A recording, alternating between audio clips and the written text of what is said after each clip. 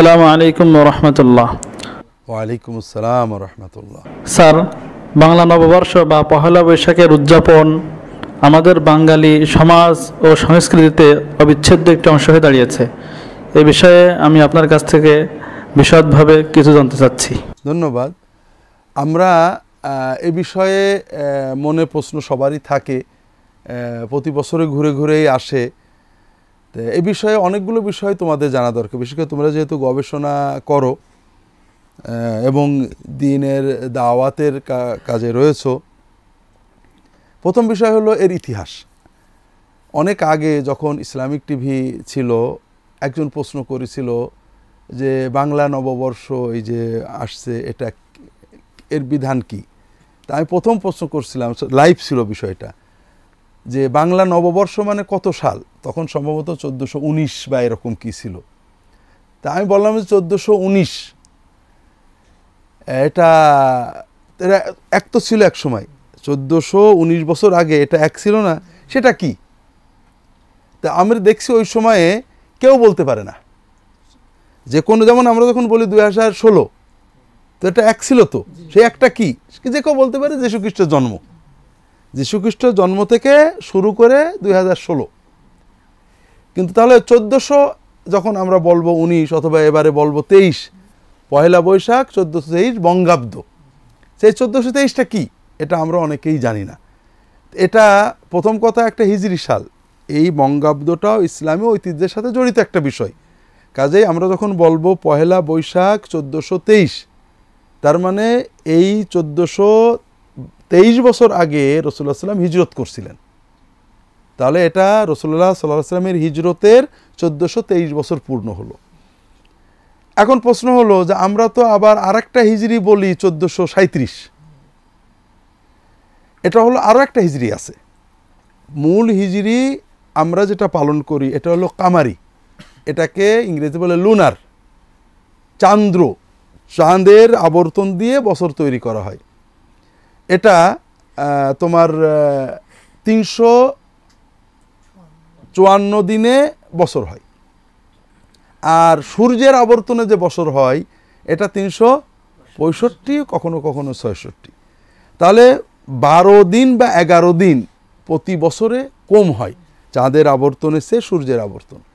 তে আরবরা সাধারণভাবে চান্দ্র বৎসর ফলো, এখনও চীনেরা চান্দ্র বৎসর ফলো করে, বিভিন্ন দেশেরা, ইন্দো চীনের অনেক দেশ লুনার ক্যালেন্ডার ফলো করে। এই জন্য মূল আমাদের হিজরি ক্যালেন্ডার হলো চান্দ্র। পাশাপাশি কাজের সুবিধার্থে ওই সময় থেকেই মুসলমানদের ভিতরে আরেকটা সৌর হিজরি ছিল, যেটা তারা বুর্জ, আমরা যাকে রাশি বলি, তুলা রাশি, বৃশ্চিক রাশি, এই আবরা, এগুলো কিন্তু রাশি মানে দড়ি বা কিছু না, রাশি মানে মাস। 30-31 দিনে যে মাস হয় এটাকে বুর্জ বা রাশি বলে। এই মাস অনুসারে তাদের একটা হিজরি সৌর ছিল। আর আমাদের দেশের বাংলা সাল, এটা বাদশাহ আকবর যখন বাদশাহ হলেন ওই সময়ে আমাদের দেশে সব কিছুই হিজরি সাল অনুযায়ী হতো। তখন বাদশাহ আকবর ওই হিজরি সালে যে প্রবলেমটা হয় তোমরা জানো, যে শীত গ্রীষ্ম পাল্টে যায়। দেখা যাচ্ছে এই বছরে শীতকাল হলো মহরম মাসে, 8-9 বছর পরে যে দেখা গেলো গরমকাল মহরম মাসে। এতে ওই ট্যাক্স কালেকশন, তৎকালীন ভারতবর্ষ তো ছিল কৃষি নির্ভর এবং সরকারের মূল উৎপাদন ছিল জমির খারাজ, ট্যাক্স। এখন ট্যাক্স নেওয়ার জন্য ক্যালেন্ডার প্রতি বছর পাল্টাতে হয়। এই জন্য উনি একটা ফসলি ক্যালেন্ডার বানাতে বললেন, অর্থাৎ যেটা ফিক্স থাকবে কিন্তু হিজরি অনুযায়ী হবে। তখন বাদশাহ আকবরের সময়ে 950, 60, 63 এই দিকে হিজরির দিকে তা ফতুল্লাহ সিরাজি নামে একজন খুব নামকরা মানে জ্যোতির্বিজ্ঞানী বলা হয় ছিলেন। উনি হিজরি সালের সাথে ভারতীয় মাসগুলো মিলিয়ে এই নতুন ক্যালেন্ডার তৈরি করলেন, যেটার বেজ হিজরি, কিন্তু গণনা শুরু হবে সৌর দিয়ে। যেহেতু এটা প্রায় 1000 হিজরি পর থেকে গণনা শুরু হয়েছে, এই জন্য 950 থেকে বা 1555 খ্রিস্টাব্দ থেকে এটার গণনা শুরু। আর এই পর্যন্ত এসে এই 23 আর 37-এর পার্থক্যটা হয়েছে। কথা বুঝতে পেরেছো? এটা হলো এটার উৎপত্তি। তাহলে আমরা প্রথম বিষয় যেটা জানলাম, বঙ্গাব্দ বাংলা সাল যেটা আমরা বলি, এটা ইসলামী ঐতিহ্যের একটা অংশ। এটার শুরু রাসূলুল্লাহ সাল্লাল্লাহু আলাইহি ওয়াসাল্লাম হিজরত থেকে। এটার পার্থক্য হলো এটা মানে চান্দ্র লোনার, আর এটা হলো সৌর সোলার। এখন দ্বিতীয় বিষয় হলো এটার উদযাপন। মুসলিম উম্মা মূলত তেমন কোনো উদযাপন করেন না। উদযাপন বলতে ঈদের পর্যায়ের উদযাপন, সারা জাতি মিলে যে ঈদ, এটা রাসূলুল্লাহ সাল্লাল্লাহু আলাইহি ওয়াসাল্লাম মুসলমানদের দুটো ঈদ দিয়েছেন। এর বাইরে কোনো ঈদ মুসলিম উম্মা কখনো পালন করতো না। তবে লোকাল সামাজিক ছোটোখাটো অনুষ্ঠান, যেমন পার্সিয়ানরা নববর্ষে অতীত যুগ থেকে নওরোজ পালনের উৎসব ছিল, এগুলো তারা করেছে, জাতীয় ঈদ হিসেবে না। সামাজিক বিভিন্ন মিষ্টি বিতরণ, শুভেচ্ছা বিনিময়, এগুলোকে ইসলাম বাধা দেয়নি। কারণ ইসলাম তো শুধু আরবদের জন্য আসেনি, সারা বিশ্বের সকল মানুষদের জন্য এসেছে। ইসলামের মূল সামাজিক কাঠামো, ধর্মীয় কাঠামো এক থাকবে। এর বাইরে সামাজিকতা প্রত্যেক এলাকার মানুষের দ্বারা প্রভাবিত হবে। এই জন্য মুসলিম সমাজেও পহেলা বৈশাখ পালন ছিল। পহেলা বৈশাখ এই মাস তো ক্যালেন্ডারের আগেও ছিল, বৈশাখ জ্যৈষ্ঠ এগুলো তো প্রাচীন ভারতীয় মাস। হিন্দু সম্প্রদায়ের মানুষেরা তাদের ধর্ম এবং পূজা পার্বণ এই মাস অনুযায়ী করতেন।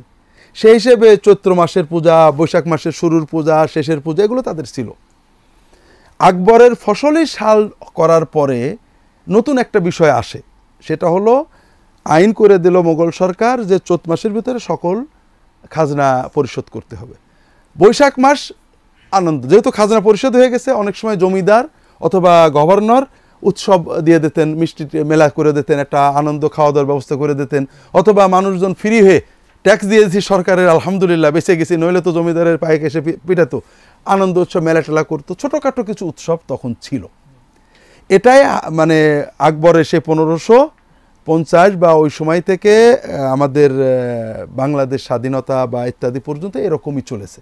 অর্থাৎ যেটাকে আমরা বাঙালি কৃষ্টি বলি, বাঙালি কৃষ্টিতে বাঙালি হিন্দু এবং বাঙালি মুসলমান উভয়ের কৃষ্টিতেই পয়লা বৈশাখ যেটা ছিল সেটা হলো খাজনা টাজনা দিয়ে নতুন বছরে হালখাতা করা এবং কখনো কখনো ছোটোখাটো মেলা করা, আর হিন্দুদের কিছু পূজা, চড়ক পূজা বা বিভিন্ন পূজা তাদের ছিল। বাংলাদেশে এসে আমরা বাংলা ক্যালেন্ডার ভুলে গেলাম। ইন্ডিয়াতে, পশ্চিমবঙ্গে কিন্তু এখনও বাংলা ক্যালেন্ডার চলে ব্যাপকভাবে, সামাজিকভাবে, কারণ তাদের পূজাগুলো বাংলা ক্যালেন্ডারে হয়। সেখানে এতদিন ওই আকবরের হিজরি ক্যালেন্ডারই ব্যবহার হতো, অর্থাৎ পহেলা বৈশাখ 1423। ইদানিং তারা প্রাচীন হিন্দু এবং আর্য ঐতিহ্যকে জীবিত করার চেষ্টা করতেন, তারা অশোকের ক্যালেন্ডার ব্যবহার শুরু করেছেন ইদানিং। তবে ভারতে, পশ্চিমবঙ্গে তুমি যদি আগামী সপ্তাহে যাও, আমাদের দেশে যে পহেলা বৈশাখ দেখবে ওখানে সেটা দেখবে না। আমাদের দেশে পহেলা বৈশাখ উদযাপনটা সম্পূর্ণ নতুনভাবে চাপিয়ে দেওয়া হয়েছে। এটা হলো আমাদের দ্বিতীয় পর্যায়। একটা হলো পহেলা বৈশাখের ইতিহাস, আর একটা উদযাপনের প্রকৃতি।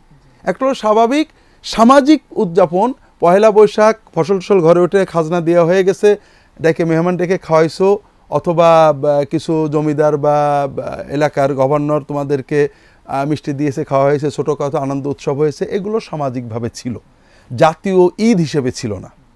এখনও পশ্চিমবঙ্গের বাঙালিদের ভিতরে যারা অরিজিনাল বাঙালি, সেই পূজা পার্বণ সবই এই অনুযায়ী করেন, তারা এটাকে ওইভাবেই রেখেছেন। অনেকটা সামাজিক উৎসব আছে, জাতীয় উৎসব নেই। আমাদের বাংলাদেশে এটা একটা মানে জাতীয় ঈদে পরিণত করা হয়েছে। ঈদটা কেমন?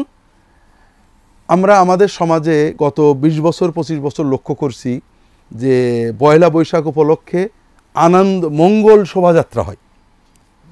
মঙ্গল শোভাযাত্রা মানে কি? মঙ্গল মানে তো বোঝো কল্যাণ, ভালো, খায়ের। শোভাযাত্রার মাধ্যমে কল্যাণ আনা, এটা প্রথমত এটা একটা প্যাগান অবৈজ্ঞানিক চিন্তা। আমরা এখন বিজ্ঞান মনস্ক হচ্ছি, বিজ্ঞান মনস্ক হয়ে পহেলা বৈশাখে এসো হে বৈশাখ, এসো হে বৈশাখ বলছি। এটা বিজ্ঞান দিয়ে তুমি কি প্রমাণ করতে পারবে যে বৈশাখকে ডাকলে আসে? এটা কি প্রমাণ করতে পারবে নাকি? বিজ্ঞান কি বলে বৈশাখকে ডাকা যায়, জ্যৈষ্ঠকে ডাকা যায়, ডাকলে সারা শোনে এবং আসে?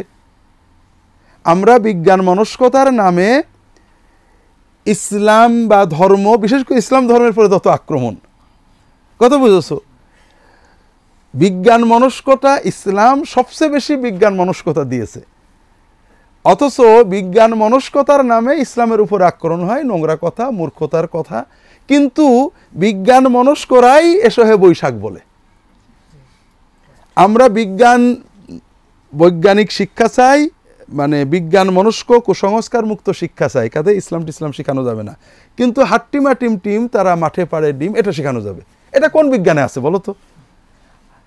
তোমরা এনসাইক্লোপিডিয়া খোঁজো, ইন্টারনেট খোঁজো, হাট্টিমা টিম এটা কোন পাখির নাম, বা তারা মাঠে ডিম পাড়ে এবং তাদের শিং আছে, এটা প্রাণী আবিষ্কার করো তো বিজ্ঞান দিয়ে, ন্যাশনাল জিওগ্রাফি দিয়ে বা কোনো চ্যানেল দিয়ে প্রমাণ করো তো। এর চেয়ে অবৈজ্ঞানিক কুসংস্কার যুক্ত কথা হয় না। একটা মিথ্যা উদ্ভট বাজে কথা আমরা শেখাচ্ছি নতুন প্রজন্মকে, এটা নাকি বিজ্ঞান মনস্কতার ফসল। তো যাই হোক, যেটা বলছিলাম, মঙ্গল শোভাযাত্রা জিনিসটা কি? শোভাযাত্রার মাধ্যমে মঙ্গল কামনা করা। এটার থিমটা হলো যে আগের প্যাগানেরা প্রাচীন যুগে মানুষ জন্মগ্রহণ করেছে ধর্ম নিয়ে। আদম আলাইহিসসালাম ধর্ম দিয়েছেন সন্তানদেরকে, ধর্মীয় অনুভূতি মানুষের আছে, কিন্তু মূর্খতার কারণে, অশিক্ষার কারণে এটা বিকৃত হয়। মানুষ বুঝতে পারছে আমার বাইরে থেকে কেউ কিছু দিতে পারে, একজনকে ডাকলে মনে শান্তি লাগে, কীভাবে ডাকবো বোঝে না। এই জন্য অন্ধকার যুগে মানুষেরা মনে করতো এই যে চাঁদ সূর্য এরাই দেবতা।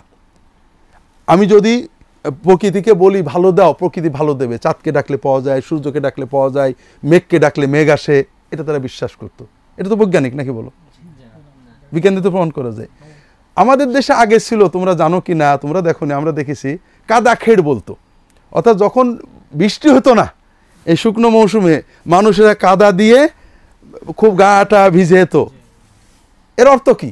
যে আমরা যেহেতু কাদায় ভিজছি, আর মেঘ আমাদের এই কাদা দেখে তাড়াতাড়ি বৃষ্টি দিয়ে কাদা ভিজেই দেবে। এটা হলো প্রকৃতি পূজার বিভিন্ন রূপ। প্রাচীন যুগে বসন্তের শুরুতে মানুষ বিভিন্ন রকমেরই করতো, যেন আমাদের জীবনে বসন্তের আনন্দ স্থায়ী হয়। এটা বৈজ্ঞানিক। তো তুমি যদি বছরের থিমটা কি, বছরের প্রথম দিন যদি আমরা আনন্দের মাধ্যমে করতে, সারা বছর আনন্দময় হবে, এটা তো নিশ্চয়ই বিজ্ঞান প্রমাণ করে। এটা তো বৈজ্ঞানিক। এর চেয়ে অনেক বেশি বৈজ্ঞানিক যে আমরা প্রতিদিনের শুরুতে যদি আল্লাহ তাআলার কাছে ভালো প্রার্থনা করি, আমার অন্তরটা আল্লাহমুখী করি, মানুষের উপকার করি, তাহলে আমার দিনটা ভালো যাবে। এটা বৈজ্ঞানিক। এটা আমার মানবীয় প্রকৃতি সমর্থন করে, বিজ্ঞান সমর্থন করে, মানব সভ্যতা এটা সমর্থন করে। কিন্তু দুর্ভাগ্য, এইটাকে তোমরা কুসংস্কার বলে হটিয়ে দিয়ে তুমি মঙ্গল শোভাযাত্রা চালু করেছো। এরপরে নানাবিধ প্রোগ্রাম ব্যাপকভাবে চাপিয়ে দেওয়া হয়েছে। এটা হলো দ্বিতীয় পর্যায়। এখন তৃতীয় পর্যায়ে আমরা আলোচনা করি যে এগুলোর উপকারিতা অপকারিতা। চতুর্থ পর্যায়ে আমরা আলোচনা করব যে এটা শরঈ বিধান। এই যে আমাদের উপরে চাপিয়ে দেওয়া হয়েছে পহেলা বৈশাখের নামে যে ঈদ, এটা কিন্তু ঈদে পরিণত হয়েছে, এটা জাতীয় উৎসবে পরিণত হয়েছে। এমনকি মুসলমানদের ঈদ উল ফিতর, ঈদ উল আজহা, হিন্দুদের দুর্গাপূজার চেয়েও এখন বড় হয়ে গেছে। আমরা মনে করছি একটা ধর্মমুক্ত সেকুলার আনন্দ, ধর্মহীন ধর্মনিরপেক্ষ আনন্দ জাতিকে দিচ্ছি, জাতি হয়তো এতে। আপনি কি হেরার আলোয় আলোকিত হতে চান? আপনি কি সুন্নাহর আলোকে জীবন গড়তে চান? প্রফেসর ডক্টর খন্দকার আব্দুল্লাহ জাহাঙ্গীর রচিত কোরআন সুন্নাহ ভিত্তিক জীবন ঘনিষ্ঠ বইগুলো পড়ুন, সুন্দর জীবন গড়ুন। ইসলামী আকীদা, হাদিসের নামে জালিয়াতি, ইহয়াউস সুনান, রাহে বেলায়েত সহ আরো অনেক বই। কোরআন সুন্নাহর সাথে থাকুন, জীবন বদলে যাবে। যোগাযোগ আস-সুন্নাহ ট্রাস্ট, 01715400640। ঐক্য বৃদ্ধি পাবে। তো এখন চিন্তা করো, প্রথম কথা হলো যে এর মাধ্যমে আমরা কী দিচ্ছি। আমাদের দেশে তোমরা জানো বর্তমানে গত 20 বছরের ভিতরে নারীদের প্রতি অত্যাচার, ধর্ষণ, গণধর্ষণ এবং ধর্ষণ পরবর্তী হত্যা অ্যালার্মিংলি, অর্থাৎ মানে জিরো থেকে মানে হিরো হয়ে গিয়েছে। 10 বছর আগে যা ছিল এখন তার চেয়ে প্রায় 50% বেড়ে গেছে। আমাদের দেশের পুলিশ বেড়েছে, ঠিক না বেশি? আমাদের দেশে আমরা 20 বছর আগে পুলিশের গাড়ি ক্যাঁ ক্যাঁ করতে দেখি না, আমরা সৌদি আরবে দেখতাম, এখন আমরা দেখতে পাই। আমাদের দেশে ডিবি, মানে এনএসআই, এনএসএফ, র্যাব প্রচুর বেড়েছে, আইন শৃঙ্খলা নিয়ন্ত্রণের ক্ষমতা বেড়েছে, শিক্ষা বেড়েছে, উচ্চশিক্ষা বেড়েছে, সব কিছু উন্নতির পরে এই যেটা দেখছো এটা উন্নতি না অবনতি? এখন আমার মেয়ে, তোমার বোন, তোমার মেয়ে ছোট থেকে একটা ট্রমা, একটা আঘাত নিয়ে বড় হচ্ছে, আমি অরক্ষিত, সে রাস্তায় যায় এবং ভয়ে থাকে, মা খুব সাবধান থাকিস। তাহলে এই যে সাইকোলজিক্যাল মানসিক ট্রমা নিয়ে এই মেয়েগুলো বড় হচ্ছে, এরা জাতিকে কি দেবে? আধুনিক বিশ্ব হলে এটার জন্য ফাঁসির ব্যবস্থা করতো, যে একটা সন্তান ছোট থেকে ট্রমা নিয়ে বড় হচ্ছে, আঘাত নিয়ে, আমি অরক্ষিত। যেমন আমরা বলি যে একটা টুপিওয়ালা মাদ্রাসা ছাত্র সমাজে অরক্ষিত, গেলেই কোথায় গাল শুনবে তার কোনো ঠিক নেই। ঠিক এটা না হয় এরা মৌলবাদী মোল্লা এদের না হয় হলো, কিন্তু আমাদের সমাজের সকল পর্যায়ে বাদ দিয়ে সকল পর্যায়ের নারীরা কিন্তু অরক্ষিত, এবং অরক্ষিত ভাবটা বাড়ছে। বাড়ছে মানে ন্যাচারাল না, অ্যাবনর্মালভাবে বেড়ে যাচ্ছে ভয়ঙ্করভাবে। এটার বড় কারণ হলো এই জাতীয় ঈদগুলো চাপিয়ে দেওয়া। কত হলো সমাজ গ্র্যাজুয়ালি পরিবর্তন হয়। তোমরা দেখবা ইংল্যান্ডে, আমেরিকা, ইউরোপেতে এই ধরনের মেলা টেলা হচ্ছে, ওদের একদিনে হয়নি, ওদের সমাজটা গ্র্যাজুয়ালি আস্তে আস্তে এইভাবে আসছে। আর আমাদের উপর এটা চাপিয়ে দেওয়া হয়েছে। আমাদের সমাজের পূজা বলো, ঈদ বলো, প্রতিটি সামাজিক বড় বড় অনুষ্ঠানে, মানে মেলা বলো, খেলার অনুষ্ঠান বলো, সেখানে সমাজের মুরব্বীরা থাকে, মুরব্বীদের সাথে ছোটরা থাকে, একটা সামাজিক বাঁধনের ভিতরে এগুলো চলে। এটা আমাদের যুগ যুগ ধরে ধরে আসা সামাজিক বাঁধন। আমরা এটাকে লম্বা টান দিয়ে ছিঁড়ে ফেললাম, যে এগুলো সব অন্ধত্ব, অন্ধকার, আমরা আধুনিক হব। যেমন মোস্তফা কামাল আতাতুর্ক বলেন আমাদের আধুনিক হতে হবে। আধুনিক হতে হলে কি হবে? মাথায় হ্যাট লাগবে, টুপি পরলে পুরনো, আর হ্যাট পরলে আধুনিক। পাগড়ি খোলো, হ্যাট পরো, দাড়ি চাষো, ক্লিন শেভ করো, টাই পরো, তুমি আধুনিক। আর যে হবে না তার গলা কেটে দাও, মাথার টুপি খোলো, আর নিলে গলা সহ মাথা কেটে দেওয়া হবে। তো তোমরা তো মনে করো যে হ্যাট পরলে আধুনিক হওয়া যায়, একটা বান্দরের মাথায় হ্যাট পরালেই সে আধুনিক হয়ে গেল। আধুনিক মানুষের আধুনিকতা তো হ্যাটে নাই, তার ভিতর থেকে হইতে হবে, ঠিক না? তো আমাদের অনেকটা এরকম হয়েছে যে আমরা ওই ইউরোপ আমেরিকার যে উৎসব এগুলো অনুকরণ করলে আমরা আধুনিক হয়ে গেলাম। ইউরোপ আমেরিকার এই উৎসবগুলো ওদের আধুনিক বানায়নি। ওদের কর্মস্পৃহা, ওদের পরিশ্রম, ওদের মানবাধিকার রক্ষা, ওদের নৈতিকতা ওদেরকে আধুনিক করেছে। তুমি গত 200 বছরের ইউরোপের ইতিহাস পড়ো, এখন ইউরোপের মানুষের যে মানবিকতা, তার নৈতিকতা, মিথ্যা বলতে জানে না। তুমি পাসপোর্ট দেবে, বলে আপনার জন্ম তারিখ কবে, পাসপোর্টে লেখা আছে, বলবে না, তুমি বলবে, তুমি মিথ্যা বললে মিথ্যাটাই লাগবে। মানুষ যে মিথ্যা বলতে পারে এইসব, এটাতে বুঝতে পারে না। তাদের চরিত্র, আচরণ, কর্মস্পৃহা, তাদের চীনের মানুষেরা, তোমরা মুসলমান রাত 12, 11, 12 পর্যন্ত যাবো, চীনে যাও, 9টার ভিতর সব খেয়ে ঘুমাই পড়েছে। পরিশ্রমী জাতি, পরিশ্রমের মাধ্যমে তারা বড় হয়েছে, ন্যাংটো হওয়ার মাধ্যমে বড় হয়নি। ন্যাংটো হওয়া তাদের জাতির একটা অভ্যাস। তুমি তাদের পরিশ্রম, নিয়মানুবর্তিতা, মানবাধিকার এগুলো না নিয়ে তাদের ন্যাংটো হওয়াটা নিয়ে মনে করছে আমি আধুনিক হয়ে গেলাম। কথা বুঝতে পারছো না? এখন প্রবলেম হলো ওদেরটা তো আসছে গ্র্যাজুয়ালি, আর তোমারটা চাপিয়ে দেওয়া হয়েছে, যেটা আমাদের মন মানসিকতা, সমাজের মেজাজের সাথে মেলে না। ফলে অবক্ষয়তে এত দ্রুত হয়েছে। দেখো আজকে আমাদের দেশে আইন প্রয়োগকারী সংস্থা শক্তিশালী হয়েছে, তাদের যন্ত্রপাতি অনেক আধুনিক হয়েছে, কিন্তু দুর্ভাগ্য মানুষ মরার, শিশু মেরে ফেলছে। মারাটা কিন্তু সহজ ব্যাপার না। মানুষ একটা মানুষকে মারছে, আবার ভিডিও করছে, আবার সাবন সবাই দেখছে। এটা আজ থেকে 20 বছর আগে কল্পনা করা যেত না। একটা বন্ধু তার বন্ধুকে বিনা কারণে ছোট্ট একটা কথার জন্য 200 টাকা ঋণ চেয়েছে বলে মেরে ফেলে দিচ্ছে। একটা সন্তান, মেয়েরা সাধারণত আরো বেশি নিরীহ হয়, তার পিতামাতাকে মুরগি কাটার মতো জবাই করে কাটছে। এইভাবে মানুষের লাশ পথে ঘাটে পড়ে থাকছে। কয়টা লাশ পাচ্ছ? আরো কত কিছু মিডিয়ায় আসছে না। গত বছরে পহেলা বৈশাখে যে ধর্ষণের যারা শিকার ছিল তাদের বিচার হয়েছে? এখনো হয়নি। বিচার খুব সহজ বলেও দিয়েছেন আমাদের মুরব্বীরা, যেগুলো হয়েছে না করলে তো এগুলো তো হয়েই থাকে, ঠিক আছে না? তো এটা তো মিডিয়ায় গেছিল বলে এই পর্যন্ত গেছে। কত হাজার ঘটনা, ঝিনেদার বৈশাখী মেলায় মানে চুয়াডাঙ্গার বৈশাখী মেলায় যেটা মিডিয়ার লাইমলাইটে ছিল না সেগুলো আছেই। ট্রমা, এই মেয়েগুলো বোঝে না, তারা সেখানে কোনো খারাপ কাজে যায়নি, সমাজ মিডিয়া উৎসাহ দিয়েছে চলে গেছে, কিন্তু তার জীবনে যে একটা স্থায়ী ট্রমা, আঘাত, তোমার আঙুলটা একটা আঘাত খেলে ব্যাকা হয়ে গেল, আমাদের মন মানসিকতা ওইভাবে ব্যাকা হয়ে গেল, ও আজীবন আমার জাতির জন্য বোঝা হয়ে গেল।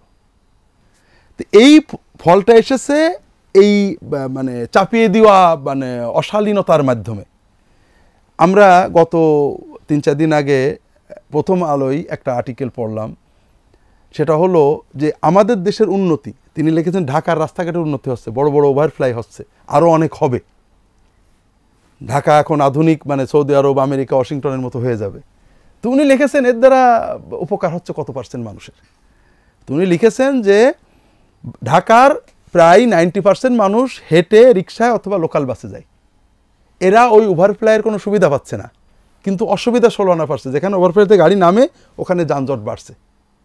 শুধুমাত্র যারা প্রাইভেট গাড়ি ব্যবহার করে ঢাকার অতি অল্প সংখ্যক 5% বড় লোক, তারা এই উন্নতির সুবিধাটা পাচ্ছে, আর কিছু না।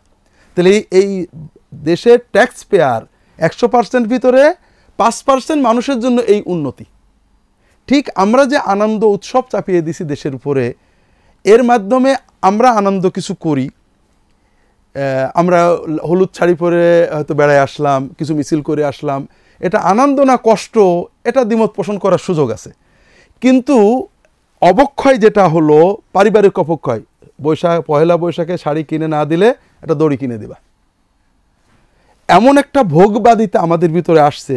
ঈদেও মানুষ শাড়ি কেনে, কিন্তু কোনো ঈদের শাড়ি না কেনার জন্য গলায় দড়ি নিয়েছে, এটার কোনো ঘটনা নেই।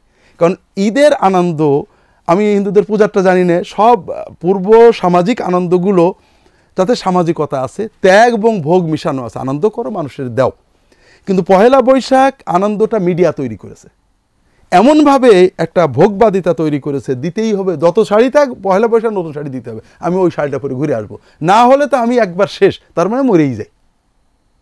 এটা প্রচণ্ড পরিবারগুলোকে ধ্বংস করছে, সমাজগুলোকে ধ্বংস করছে, নতুন প্রজন্মকে ধ্বংস করছে। তাহলে পহেলা বৈশাখের এই আনন্দের মাধ্যমে প্রকৃত লাভবান হচ্ছেন মিডিয়ার মালিকেরা, বিলিয়নিয়ার যারা ব্যবসা করে, শাড়ি প্রডিউস করে বড় বড় কোম্পানি, বিভিন্ন খাদ্য প্রডিউস করে বড় বড় কোম্পানি, তারা বিলিয়ন টাকা নিয়ে যাচ্ছেন।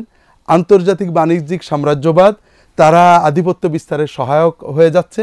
কিন্তু আমাদের দেশের 95% সাধারণ মানুষ তাদের মেয়ে মারা যাচ্ছে, তাদের সন্তান খুন হচ্ছে, তাদের সন্তানেরা ওখান থেকে ট্রমা নিয়ে ফিরে আসছে, আমরা ক্ষতিগ্রস্ত হচ্ছি। এটা হলো তৃতীয় পর্যায়ে গেল যে আমাদের বর্তমান অবস্থা। এখন চতুর্থ হলো যে আমাদের করণীয় কি। এখানে প্রথম কথা হলো শরীয়তের দৃষ্টিতে মুসলমানদের ভিতর দুটো ঈদের বেশি তৃতীয় কোনো ঈদ থাকতে পারে না। ঈদ হিসেবে সামাজিক মানে সামগ্রিক আনন্দ উৎসব হিসেবে পহেলা বৈশাখ পালনের কোনো শরীয়তের বৈধতা নেই। ছোটোখাটো ব্যক্তিগতভাবে যারা পালন করতো এটা কোনো দোষ ছিল না, কিন্তু বর্তমানে যেহেতু এটা একেবারে পাশ্চাত্য অমুসলিম সংস্কৃতির হুবহু অনুকরণে পরিণত হয়েছে, সেজন্য মুসলমান বিভিন্ন রকম। একজন মুসলমান নামাজও পড়ে, সুদও খায়, আছে না? আমরা বলবো না কি সে কাফের হয়ে গেছে, তা তো বলতে পারবো না। একজন মুসলমান নামাজ পড়ে আবার পহেলা বৈশাখে গিয়েছে, আমরা বলবো না সে কাফের হয়ে গিয়েছে, কিন্তু সেটা মহাপাপ করেছে। কাজেই যারা দিনদার, দিনের ভিতরে থাকতেন, অকারণে এই পাপ থেকে বাঁচতে হবে। পহেলা বৈশাখ যেভাবে পালন করা হচ্ছে এটা অমুসলিম সংস্কৃতির অন্ধ অনুকরণ, এবং আমাদের নিজেদের সন্তানদের নিজেদের এটা ঈমান, আমল, মূল্যবোধ নষ্ট করে দিচ্ছে। কাজে আমরা এগুলোতে অংশ নেব না, কোনোভাবেই নেব না। যারা করছেন আমরা যদি পারি তাদেরকে বুঝাবো যে আপনি এইভাবে করেন। যেমন সন্তানেরা পহেলা বৈশাখে যেতে চাবে, কারণ বাবা মা সময় দেয় না। বাবা মার দায়িত্ব হলো সন্তানদেরকে সময় দেবে, তাদের নিয়ে বেড়াতে যাবে, তাদের সাথে গল্প করবে, তাদের নিয়ে বিনোদনে যাবে, এগুলো আমাদের দিতে হবে। এরকম যদি বলা হয় মেলায় যাবি না, আর আমি চলে গেলাম চায়ের দোকানে গল্প করতে, রাজনীতি করতে, তাহলে তো ছেলেরা থাকতে পারবে না। এই জন্য বিকল্প দিতে হবে। আনন্দ উৎসব, পারিবারিক আনন্দ, সামাজিক আনন্দ ইসলাম উৎসাহ দেয়, তবে এটা অবশ্যই যথাসম্ভব ক্ষতিমুক্ত হতে হবে। দ্বিতীয় আরেকটা বিষয় তোমাদের জন্য, দায়ীদের জন্য যেটা দরকার, সেটা হলো মূল্যবোধের বিকাশ। তোমাদেরকে বলছি যে মানুষ জন্মে কিন্তু মানুষ হিসেবে না, বলছি না তোমাদেরকে, অনেকবারই বলছি, মানুষ আর অন্যান্য প্রাণীর পার্থক্য কী? প্রতিটি প্রাণী সেই প্রাণী, গরু গরু হয়ে জন্মে, কুকুর কুকুর হয়ে জন্মে, বাঘ বাঘ হয়ে জন্মে, কিন্তু মানুষ হয়ে জন্মে না, অমানুষও না। বিষয়টা হলো মানুষের ব্রেন কুকুরের ব্রেনে, গরুর ব্রেনে, হাঁসের ব্রেনে আল্লাহ তাআলা তার শরীয়তটা একবারে দিয়ে দিয়েছেন, কমপ্লিট, একেবারে মোবাইল পুরো প্রোগ্রামাইজড, তুমি শুধু টিপবার ব্যবহার করবা। আর মানুষের ব্রেনটা অর্ধেক প্রোগ্রামাইজড, বেসিক প্রোগ্রাম করা আছে, বাকিটা খালি, কি প্রোগ্রাম ঢুকাবে তোমার জন্য ফাঁকা রয়ে গেছে। যে কারণে মানব সন্তান জন্মের পরে কিছুই জানে না। আল্লাহু আখরাজাকুম মিন বুতুনি উম্মাহাতিকুম লা তা'লামুনা শাইয়ান ওয়া জাআলা লাকুমু আস-সামআ ওয়াল আবসারা ওয়াল আফিদা। তাহলে আমাদের আল্লাহ ইনপুট দিয়েছেন, ইনপুট হলো কান, চোখ, এবং এটাকে আমরা হজম করব আমাদের ব্রেন অন্তর দিয়ে। আসলে জন্মের পর থেকে গরুর বাছুরকে মূল্যবোধ শেখাতে হয় না, পেশাব পায়খানা, অন্য গরুর সাথে কী আচরণ করবে, কিভাবে মায়ের দুধ খাবে, হাঁসের বাচ্চাকে কিভাবে সাঁতরাবে, বাজ পাখি আসলে কি করতে হবে, কোনোটাই শেখান লাগে না। কিন্তু মানুষের বাচ্চাকে সবই শেখাতে হয়। তো এই জন্য গরুর বাচ্চা জন্মের পরে গরু মরে গেছে বা জবাই হয়ে গেছে, এই বাচ্চা অন্য গরুর দুধ খেয়ে মানুষ হয়েছে বা ফিডার খাওয়াই মানুষ করেছে। এই গরুর গরুত্ব পালনের জন্য, গরুত্বের দায়িত্ব পালনের জন্য কোনো সমস্যা হবে কিনা, নাঙল বাওয়া, বোঝা টানা বা গরু হিসেবে তার যত দায়িত্ব আছে এটা পালন করার ক্ষেত্রে কোনো সমস্যা হবে কিনা, সমস্যা হবে না, কারণ তার গরুত্বটা তার ব্রেনে জন্মের সাথে রয়েছে, মায়ের শিক্ষা লাগেনি। কিন্তু একজন মানুষ জন্মের পরে মা বাবা বিচ্ছিন্ন হয়ে গেছে, মারা গেছে, তার ক্লিনিকে অথবা নার্সিং হোমে ফিডার খাইয়ে মানুষ করা হয়েছে, এই মানুষ কিন্তু মানুষ হবে না।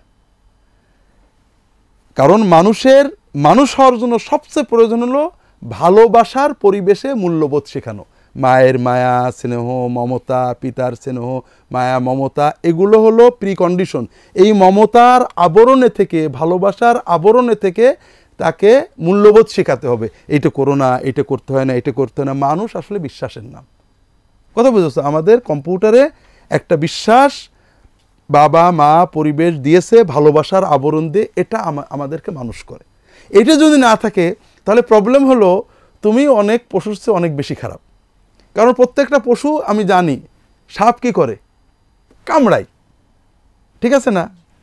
তুমি সাপের থেকে বুঝবো সাপের কামড়াতে পারে, কিন্তু সাপ মনে করো তোমার মালপত্র চুরি করে নিয়ে যাবে, এটা তুমি চিন্তা করো না। বিড়াল কি করে, বড় জোর হালকা কামড় দিয়ে খামচি দেয়, কিন্তু তোমাকে কামড়ে খেয়ে ফেলবে এরকম করবে না। কাজে বিড়ালের থেকে তুমি এক ধরনের সতর্কতা অবলম্বন করো। বাঘ, প্রতিটি প্রাণী কিভাবে তোমার ক্ষতি করতে পারে তুমি জানো, তার থেকে সতর্ক কিভাবে হতে হয় তুমি জানো। কিন্তু একমাত্র মানুষ হলো যখন তার ভিতরে মানবতা না থাকে, তখন সে সবগুলো হিংস্র প্রাণীর চেয়ে খারাপ হয়ে যায়। সে কখনো সাপের মতো কামড় দেবে, তুমি জানোই না যে সে কিভাবে তোমার ক্ষতি করবে। কথা বুঝতে পেরেছো? তো এই জন্য এই মানবীয় মূল্যবোধগুলো আসলে মানুষের জন্মের সাথে থাকে না, মানুষের লেখাপড়ার সাথে হয় না, এটা ভালোবাসার আবরণে, ভালোবাসার পরিবেশে তার ভিতরে ক্রমান্বয়ে দিতে হয়। তো এই মূল্যবোধগুলো আধুনিক মিডিয়া, এই পহেলা বৈশাখ বলো, ভালোবাসা দিবস বলো, মিডিয়ার সিরিয়াল বলো, এর মাধ্যমে এগুলো শেষ করে দিচ্ছে, বড় মূল্যবোধ বিরোধী কাজগুলো করছে। তোমাদের দাওয়াত হবে মূল্যবোধের। ইসলাম যে মূল্যবোধগুলো দিয়েছে, পরিবার সংরক্ষণ করা, ছেলে মেয়েকে মূল্যবোধ শেখানো। পহেলা বৈশাখ আমি তোমাদেরকে বলিনি, গত দিন জুমাই বলেছি, আমাদের যে দৃশ্যগুলো পহেলা বৈশাখে দেখায়, যে ছবিগুলো এগুলো কোনো মূল্যবোধ শিক্ষা দেয় না, ভোগ শিক্ষা দেয়। আমাদের দায়িত্ব হলো মূল্যবোধের প্রতি মানুষের দাওয়াত দেওয়া, যে আমরা ভালো মন্দটা বোঝাতে হবে। আমরা আনন্দ করছি, আনন্দের ফলটা কি মানব সভ্যতা দেশ জাতির জন্য উপকার করছে না ক্ষতি করছে? আমরা আনন্দ করবো, আনন্দের সাথে আমরা একমত, কিন্তু কিভাবে সেটা করা উচিত? তো মূল্যবোধ কিভাবে প্রচার হয়, আমরা অনেক সময় দিন এবং মূল্যবোধ বুঝি না। আমরা ইমানটা কেন? মূল্যবোধের জন্য তো। পিতামাতার দায়িত্ব, পিতামাতার হক, মানুষের সম্মান, একরাম, এগুলো মূল্যবোধ না থাকলে সে ইমান থাকে না। তো এই জন্য তোমাদের মূল্যবোধের কথা বলতে হবে। একটা ছোট্ট ভিডিও ক্লিপের কথা আমি তুরস্কে, মালয়েশিয়া থেকে এক ভাই আসছিলেন, তার মুখে শোনা, আমি নিজে দেখিনি। একটা দোকানে, ছোট্ট 5-7 মিনিটের একটা ভিডিও ক্লিপ, একটা দোকানে একটা কিশোর ওষুধ চুরি করছে, দোকানদার ধরে ফেলেছে, ধরে মাস শুরু করেছে, স্বাভাবিক আমরা যেটা করে থাকি। তো পাশের দোকানদার আবার আগে আসছে, ভাই কি হয়েছে, মারছো কেন, ছোট বাচ্চা ওষুধ চুরি করেছে। এই বাবু তুমি ওষুধ চুরি করেছো কেন? তো প্রেসক্রিপশন থেকে বলছে আব্বার খুব অসুখ হয়েছে, ওষুধের দেখেছে ডাক্তার আমাদের টাকা নেই, তো আব্বা তো ওষুধ নিলে মরে যাবে, এই জন্য আমি ভাবলাম কিছু ওষুধ চুরি করে নিয়ে যাবো। তো ওই পাশের দোকানদারের মায়া হয়েছে, সে ওষুধের দামটা দিয়ে দিয়েছে, চলে গেছে। এটা একটা ক্লিপ, এখানে কোনো কথা নেই, শুধু দৃশ্যটা দেখা যাচ্ছে। এরপরের এই একই ভিডিও ক্লিপের আবার একটা দৃশ্য, এটা 20 বছর পরের। ওই দোকানদার যে দোকানদারের পাশের এগিয়ে আসছিল, ওই দোকানদারের হার্ট স্ট্রোক মানে হার্ট অ্যাটাক করেছে, দ্রুত হাসপাতালে ভর্তি হয়েছে, মেজর অপারেশন হয়েছে, ডাক্তাররা বিল দিয়েছে, বিল দিয়ে তাকে রিলিজ করতে হবে। কিন্তু বিলের ওনার ওই লোকের ছেলে দেখে বিলে যে টাকা আসছে এ টাকা দেওয়ার কোনো ক্ষমতা তার নেই, এখন দোকানপাট বেচা লাগবে। তো খুব মুখ ভার করে বিলটা নিয়ে বসে চিন্তা করছে, চোখ মুখ কাঁদা কাঁদা ভাব। তো ডাক্তার যাচ্ছে পাশ দিয়ে, হাসপাতালের ডাক্তার, কি হয়েছে? তো আমার এই দেখেন বিলটা আসছে, বিলটা তো শোধ করবো কী করে, এই জন্য খুব টেনশন করছি, দেখি কি করা যায়। বলে দেখি বিল, কে রোগী? আমার আব্বা। আপনার আব্বা কে? তো অমুক। আচ্ছা বিলটা আমাকে দেন। বিলটা নিয়ে গেছে, নিয়ে যেয়ে খানিক পরে ডাক্তার এসে বিলটা তাকে দিচ্ছে। বিলে লেখা আছে 0, মানে এই রোগীর সব টাকা ফেরত, কোনো পাওনা নেই। এখন বলছে আপনার আব্বার পেমেন্ট হয়ে গেছে, আপনি রোগী নিয়ে চলে যান। তো এখন এটা কেন? ওই ছেলেটা পরিচয় দিচ্ছে, ওই শেষের টুক শুধু কথা, 2 মিলে 5 মিনিট, যে আপনার আব্বা যে কিশোরকে টাকা দিয়ে ওষুধ কিনে দিয়েছিলেন, আমি সেই ডাক্তার, আমি সেই কিশোর, আমি ডাক্তারি শিখে এখন ডাক্তার হয়েছি, এই হাসপাতালে চাকরি করি। কথা বুঝতে পেরেছো? এই যে একটা ছোট্ট ক্লিপ, এটা যখন একজন মানুষ দেখে তার ভিতরে কি জাগে বলো তো? হ্যাঁ, মানুষের উপকার করে একটা জজবা জাগে, কারণ মানুষ তো দুর্বল, যেটা দেখে ওটারই আগ্রহ বেড়ে যায়। যখন মানুষের মাথায় লাঠি মারতে দেখে ওটার আগ্রহ, যখন মদ খাওয়া দেখে ওটারই আগ্রহ জন্মে, যখন এইভাবে মানুষের উপকারের মাধ্যমে যে মানুষের আল্লাহ দুনিয়াতে ফায়দা এটা দেখে, তখন সে ওই দিকেই তার আগ্রহ বাড়ে। আমাদের মিডিয়াতে এই ধরনের কোনো ক্লিপ পাবে কিনা? যদি পাও, দেখবা কি একজন মদখোর, হিরোইনখোর, মানুষ খুন করে ডাকাত, কিন্তু কেউ বিপদে পড়লে টাকা দিয়ে দেয়। এটাকে কি মূল্যবোধ প্রমোট করছে, না ওই মাদকতাকে প্রমোট করছে? মাদকতা প্রমোট করছে। তো এই জন্য আমাদের দাওয়াত হবে আমরা মূল্যবোধকে প্রমোট করি, আমরা আমাদের জাতীয় কৃষ্টি কালচার এবং বিশেষ মূল্যবোধগুলো, সামাজিকতাকে সংরক্ষণ করি। পরিবর্তন গ্র্যাজুয়ালি হবে, হঠাৎ করে চাপিয়ে দিলে দেশ জাতির ক্ষতি হয়, উম্মতের ক্ষতি হয়। এটাই হলো পহেলা বৈশাখ সম্পর্কে আমাদের যে সাধারণ মোটামুটি ধারণা। বাকি তোমরা আরও গবেষণা করবে, সমাজে মেশবে। তবে মনে রাখবে, প্রথম বিষয় হলো আমরা এগুলোতে অংশ নিই না, কারণ আমাদের ঈমান বাধা দেয়। কিন্তু যারা অংশ নেয় তারা কেউই কাফের না, তাদের ভিতরে ঈমান আছে, তারা নিজের মুসলমান, সমাজের কারণে করে। সমাজ যখন একটা জিনিস প্রচলিত থাকে মানুষ করে, কাজেই কাউকে এইসব কর্মে যুক্ত দেখে তাকে ঘৃণা করা, তাকে ইসলাম বিরোধী বলা, এটা না। তার কাছে ইসলামের দাওয়াতটা পৌঁছানোর চেষ্টা করা তোমাদের দায়িত্ব। আল্লাহু আ'লাম। আল্লাহুম্মা সাল্লি আলা মুহাম্মাদ। পহেলা বৈশাখে শিরক আছে কিনা? পহেলা বৈশাখে সাধারণভাবে, আমি তো সব অনুষ্ঠান জানি না, সাধারণভাবে শিরক না। এই যে শোহে বৈশাখ বা এগুলো সরাসরি শিরক না। তবে মঙ্গল শোভাযাত্রার মাধ্যমে মঙ্গল কামনা করা, এগুলো অনেক সময় শিরকের পর, অর্থাৎ মঙ্গল তো আল্লাহ দেন, আল্লাহ ছাড়া কেউ মঙ্গল দিতে পারে, এই ধরনের বিশ্বাসগুলো শিরকি কর্ম। কিন্তু যারা এটা করেন তারা মুশরিক, এটা বলবে না, কারণ না জেনে করে, বোঝে না, সব আনন্দ মনে করে, এটা নামের অর্থও তারা বোঝে না। এই জন্য আমার জানা মতে কোনো মুসলমান ইসলামের দাবিদার তাকে মুশরিক বলা যায় না, তার সর্বোচ্চ কর্মটা সমালোচনা করা যায়, তার এই কর্মটা শিরকি। কিন্তু তাকে মুশরিক বলতে হলে আরও অনেক পথ পাড়ি দিতে হয়, কারণ মানুষ জানে না, ব্যাখ্যা করে বিভিন্ন সময়। এই জন্য সরাসরি পয়লা বৈশাখের অনুষ্ঠানে শিরক আছে। আমার তোমাদের অনুষ্ঠানগুলো আমি সব জানি না, জানা নেই, তবে এগুলো অমুসলিমদের অনুকরণ এবং বর্তমানে অশ্লীলতা এবং অবক্ষয় জড়িত। এগুলো গুনাহের কাজ, কিন্তু এগুলো শিরক না। প্রাণীর মূর্তি বানানো, ছবি তোলা, ছবি নিয়ে মিছিল করা, এগুলো আমরা দেখে করি, ওই ইউরোপ আমেরিকার লোকেরা করে। কিন্তু আমাদের সমস্যাটা বোঝো, ইউরোপ আমেরিকার লোকেরা সোম থেকে শুক্রবার পর্যন্ত প্রচণ্ড খাটে, একেবারে ভূতের মতো খাটে, 1 মিনিট সময় নষ্ট করে না। 30 বছর চাকরি করেছে, একদিনে 1 মিনিট লেট হয়নি। আর শনি আর রবিবারে যেমন ভূতের মতো খেটেছে, তেমন পেতনির মতো অশালীন কাজ করে। কথা বুঝেছো? আমরা মানে রবিবার থেকে বৃহস্পতিবার আমাদের ছুটি কি শুক্র আর শনি, আমরা রবিবার থেকে বৃহস্পতিবার পর্যন্ত ওদের মতো খাটি নাকি, ফাঁকি দিই, কাজে ফাঁকি দিই, কাজ করি না, কিন্তু শুক্র আর শনিবারে ওদের মতো পেতনি হওয়ার চেষ্টা করি। কথা বুঝতে পেরেছো? এটা হলো দুর্ভাগ্য। তো এই জন্য ওদের দেখা দেখি এটা করা হয়। আমাদের মুসলিম সংস্কৃতিটা ছিল না, বাঙালি সংস্কৃতিটা ছিল না, এইগুলো বানিয়ে নিয়ে কিছু করা আগের বাঙালিরা করতো না, বুঝেছো না? তো এই জন্য এটা না বাঙালি কালচার না ইসলামিক কালচার, এগুলো সবই গুনার।